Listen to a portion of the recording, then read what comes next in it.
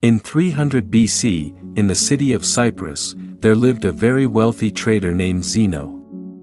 During a voyage from Phoenicia to Piraeus, his ship sank, taking all of his cargo with it. In a single moment, an event completely outside of his control, Zeno lost his entire life's work and went from wealthy to poor almost instantly. Now imagine that you were Zeno. How would you react if everything you had worked for was wiped away by the sheer force of nature? What would be the proper reaction? Would you feel angry? Sad? Would it feel like life had cheated you? For most people, these responses would be completely normal. But Zeno was not most people. Zeno would later become known as the father of Stoicism.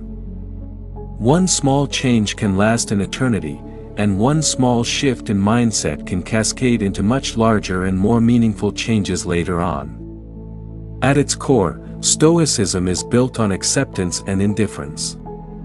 After studying the works of Socrates and other great philosophers, Zeno developed and began teaching Stoic philosophy.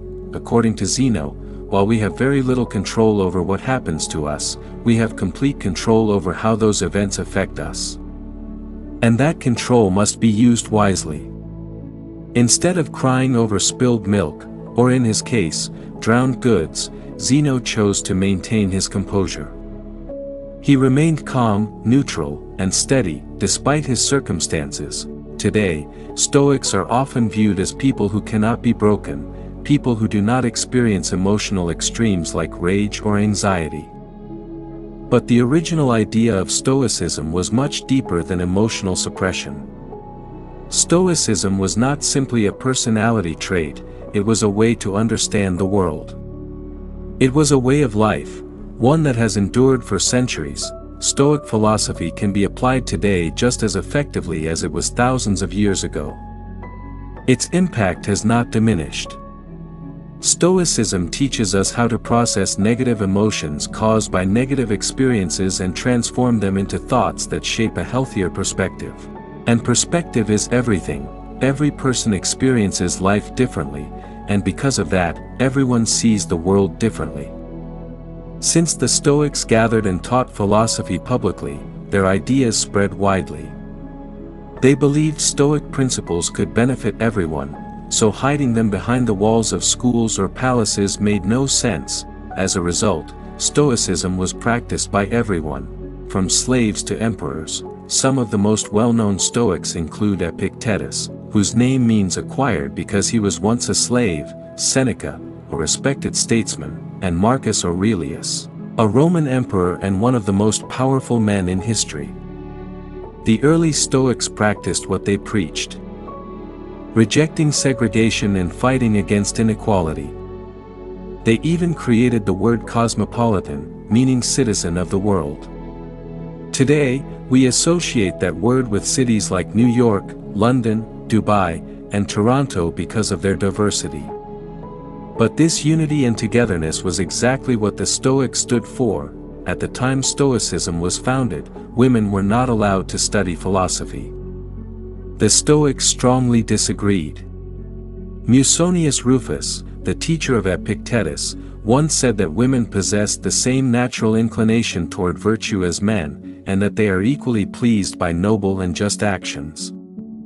He questioned why men should study philosophy while women should not.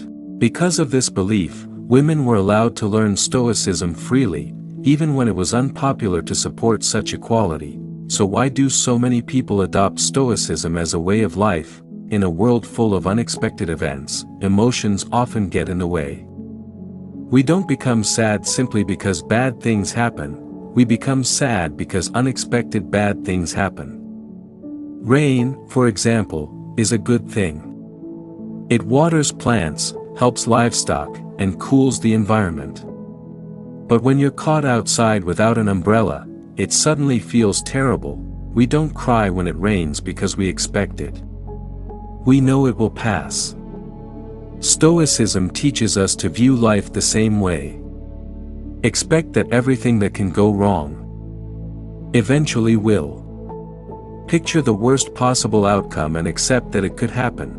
one Stoic practice is called voluntary discomfort. This exercise builds gratitude and resilience. Sleep on the floor, take cold showers, eat simple food. These experiences teach you that no matter how uncomfortable life becomes, you will survive, and possibly thrive, if your mindset is right. In a world constantly driven by advertisements, we're told that happiness depends on money, appearance, or status. This message has never been more important. We grow up learning from family, school, and society, but these sources often teach conflicting values. Internalizing all of them can lead to unrealistic expectations and eventual dissatisfaction.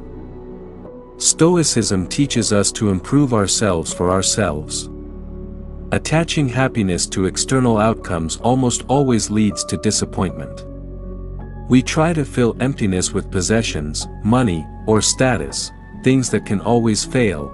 Cars break down. Cities collapse. Relationships end. Even free things take up mental and physical space.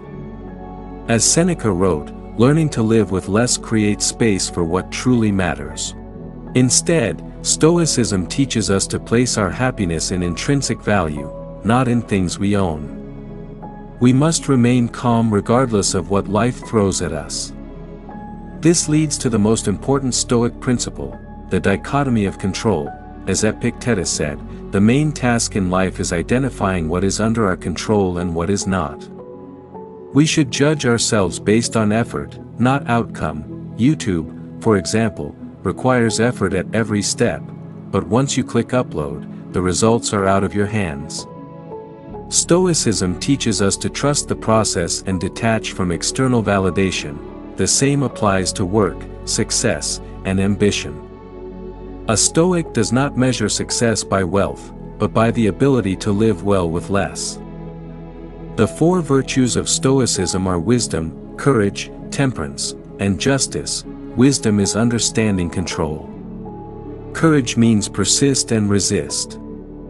Temperance is moderation. Justice means doing no harm and recognizing that we were born for one another. Nelson Mandela embodied these virtues. After 27 years in prison, he chose forgiveness over revenge. Influenced by Stoic philosophy, he focused on rebuilding rather than punishing. Today, Stoicism influences modern therapies like REBT and logotherapy. Both focus on reframing thoughts and finding meaning, even in suffering. Stoicism teaches us to redefine happiness, rewire our thinking, and anchor our value in what we can control. It helps us navigate storms, past and present, toward calmer waters. And if the ship sinks, we can find peace knowing we lived a good life, because everything has an end.